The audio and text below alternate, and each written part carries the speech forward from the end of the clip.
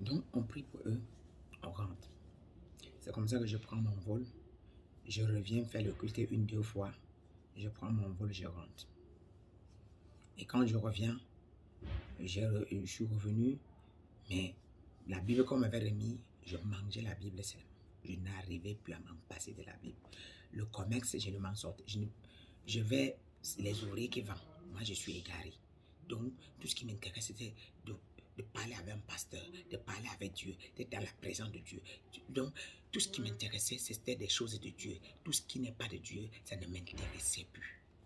Et je devenais autre chose. C'est-à-dire, j'étais les mèches. C'est pas quelqu'un, en fait, au jour d'aujourd'hui, on va dire à quelqu'un, laisse ceci.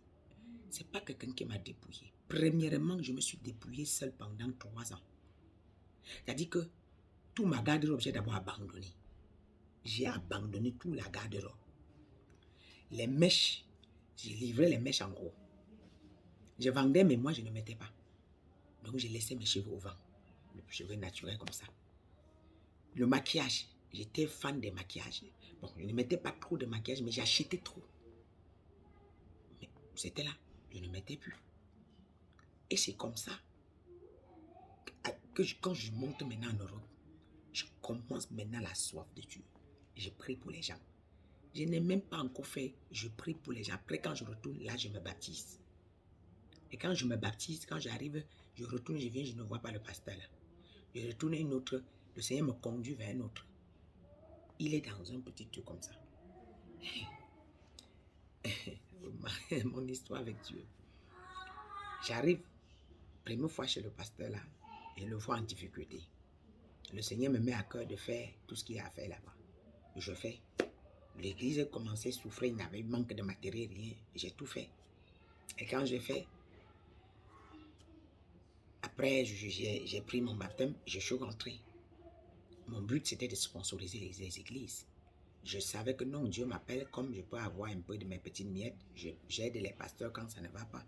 Je ne savais pas un jour que je vais prophétiser ou prêcher. Non, j'étais loin d'imaginer. Loin même. Quand je vois les gens bagarre pour prêcher, ça m'étonne. Quand je vois les gens bagarre juste pour avoir la Bible, je m'étonne. Premièrement, je vous parlerai de mon parcours. Et premièrement, depuis le jour que Dieu m'a donné le micro, je suis à ma 9e salle. À ma 9e salle. C'est-à-dire, quand Dieu me dit, va à tel niveau, je vais. Et chaque fois quand j'ai fini là-bas, il va me montrer une autre salle. Je pars là-bas. Je vais déraciner les démons jusqu'à quand je vais dire que je vais m'implanter là, jusqu'à je commence à m'affermir, jusqu'à je suis un peu en paix. Dieu va me dire, tu quittes encore là-bas. Il va me ramener. Je suis à ma 9e salle. Regardez, à ma 9e salle. À 7 ans d'église, je suis à ma 9e salle. Vous regardez ça, 9e salle. Donc, je m'aurais dit à quelqu'un, pour tous ceux qui œuvrent, moi je vois les gens, parce que un pasteur t'a invité sur son pipi, tu pars seulement. Parce que tu as entendu que quelqu'un est pasteur, tu pars seulement. J'aimerais vous dire quelque chose. Quand je reçois le feu comme ça, les pasteurs viennent vers moi comme ça. J'avais tout mon répertoire, était que les pasteurs. Je courais derrière les pasteurs en son pour la prière, mais c'est eux qui me puisaient. Parce que j'avais un feu de prière, je ne peux pas vous expliquer comment ça faisait. Et Dieu m'enseignait dans la vie. Mes messages, mes premiers messages, je dors, Dieu me donne le message de A à Z, de donne comment je vais prêcher. Et je ne peux jamais oublier mon premier message. Mon premier message était dans Genèse 1. Il me parlait de la sémence. Et quand il a fini de me donner le message, je me suis levé, je n'avais rien dit à quelqu'un. Le pasteur qui était avec moi, comme moi j'ai mis l'église, je l'ai poussé devant. Et je voulais m'éclipser, donc je le poussais devant. Lui, il se faisait passer pour pasteur qui connaît trop. Mais Dieu parle, lui dit, dépose le micro. Dépose. Donne le micro à ma servante. Et c'est comme ça que quand je prends le micro le jour-là, tout le monde pleurait dans la salle. Les gens pleuraient. Les gens pleuraient. Je suis rentré, le Seigneur m'a dit, tu as vu, parce que j'habite en toi. J'habite en toi. Donc, j'aimerais interpeller les pasteurs pour en conclure.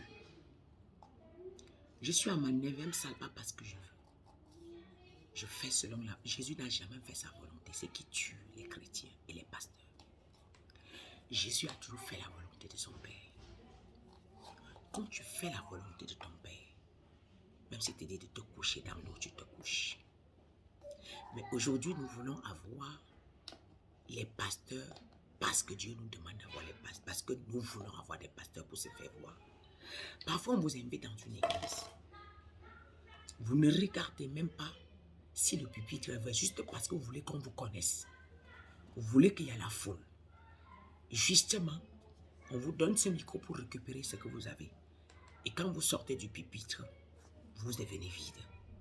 Je suis comme ça depuis 2018. Le Seigneur m'a coupé de tous les pasteurs. Quand j'étais avec les pasteurs, je priais, je voyais des choses, je les appelais, je disais. Je priais, je notais toutes les révélations que je voyais. Mais j'étais loin d'imaginer que le Seigneur va me dire un jour, va dire.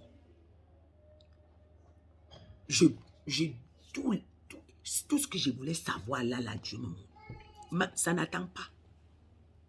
Mais je disais, si Dieu me montre quelqu'un, je m'en vais. La personne que si il faut aider, je donne le message comme Dieu m'a donné. Mais je me cachais. Depuis que j'ai commencé le ministère, Dieu m'a appelé sur Jean 2, verset 19. Détruisez ce temple en 3 jours, je le construirai. Temple de Christ international. Quelqu'un ne m'a jamais croisé et qui n'a pas eu sa solution. Il m'a dit, va. Je te donne l'exploit. Tu as l'exploit entre tes mains. Quiconque te croisera et qu'il était désespéré, l'exploit va naître. Et mon Père m'a toujours montré, même étant enceinte, il fait des miracles plus que jamais. C'est parce que, quand on me voit sur YouTube aujourd'hui, c'est que je fais comme Dieu me demande. Ce n'était pas son temps. C'est les témoignages que vous voulez. On remplit dans les disques durs. Parfois, on vole. Mais je ne suis pas pressé. Ce n'est pas que... Peut-être vous allez me voir sur YouTube aujourd'hui. Vous croyez que je viens de commencer. Non, j'ai un parcours avec Dieu. J'ai un parcours avec Dieu. Très chargé. Quand je connais Dieu, je suis à ma 9e salle, je suis à ma 3e maison. La première maison où j'invitais tous les pasteurs, c'était devenu le secours catholique de tous les pasteurs. Tous les pasteurs venaient manger là-bas. Tous les pasteurs venaient manger là-bas. Tous les pasteurs venaient manger là-bas. Et j'ai dit au pasteur, un jour le Seigneur me dit, tu dois déménager ici. Et c'était la maison où je devais acheter. J'étais pour parler avec le bailleur pour acheter.